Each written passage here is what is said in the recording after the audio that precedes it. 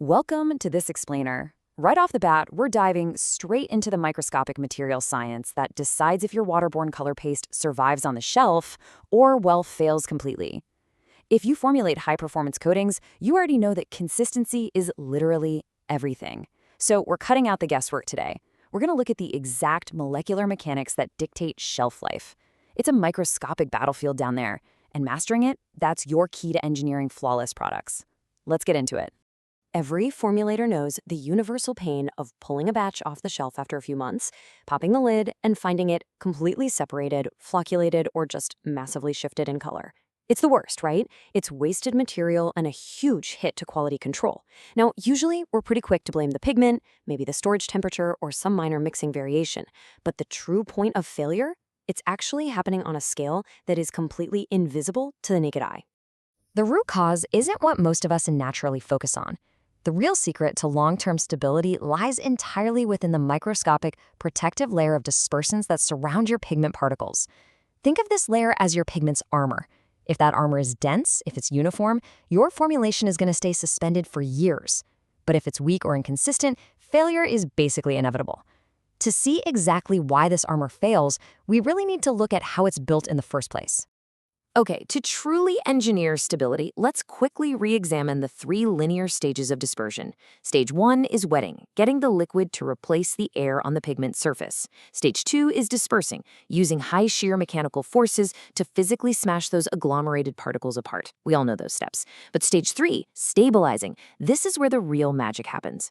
See, once you remove those shear forces, those broken down particles instantly want to crash right back together. Stabilizing is what builds the chemical barrier to stop that. If your dispersant fails here, honestly, those first 2 steps were completely wasted. And this brings us to a massive blind spot in our industry. So many formulators mistakenly just check the average molecular weight on a dispersant spec sheet and call it a day. But here's the thing. The true hidden villain of stabilization isn't the average. It's actually a broad polydispersity index, or PDI. If you're not familiar, PDI measures how chaotic your polymer chain lengths actually are.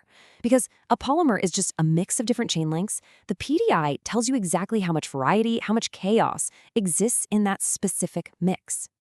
Now, a PDI of exactly 1, that's the theoretical ideal state of uniformity. It means every single polymer chain inside your dispersant is the exact same length, the exact same size, and behaves exactly the same way. In high-performance material science, predictability is everything.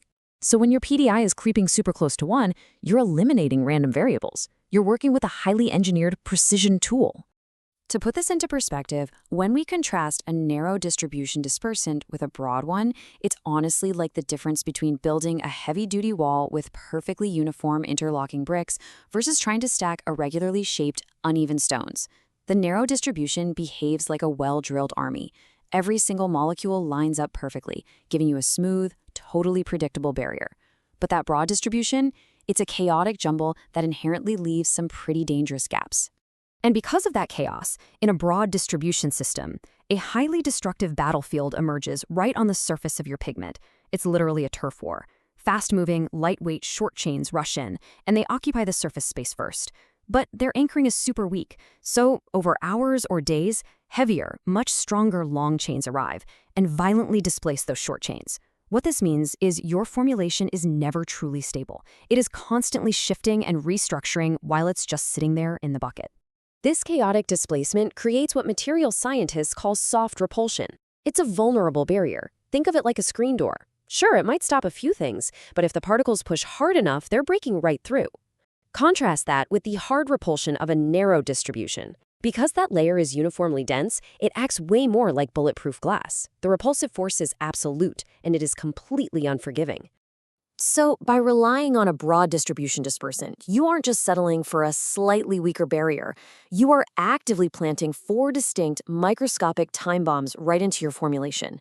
These are scientifically guaranteed mechanisms of failure built directly into the chemistry of a high PDI dispersant. Let's actually break down exactly how each of these triggers will eventually detonate. Okay, time bomb number 1 is a drop in steric hindrance. Think of steric hindrance as the physical bumper on your pigment particle.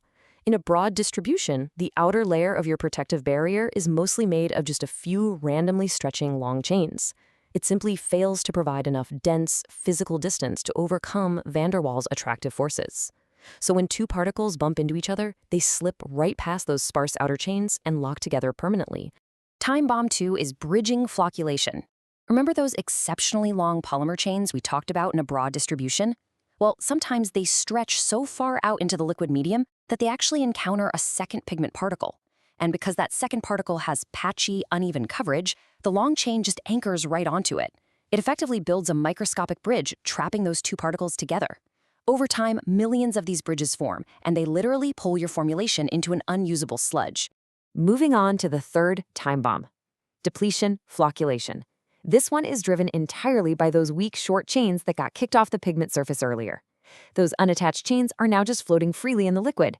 When two pigment particles drift close together, the gap between them becomes way too small for these free-floating chains, so they get squeezed out. This creates a localized osmotic vacuum, basically a pocket of low concentration, and the surrounding fluid pressure forcefully crushes the particles into a clump. Finally, we have time bomb 4, electrostatic decay. If your specific dispersant relies on electrical charge for stability, a broad distribution is absolutely fatal. The short chains typically carry a much higher charge density. But as they're inevitably kicked off the surface by the stronger low-charge long chains, your protective electrical barrier, your Z potential, silently bleeds away.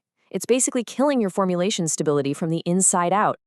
Ultimately, the choice of dispersant architecture really is a night and day difference. Upgrading to a narrow distribution dispersant guarantees uniform thickness, incredibly dense coverage, and a completely static, predictable stability state right from day one. By engineering those molecular weights to be uniform, you effectively disarm all 4 of those microscopic threats we just covered.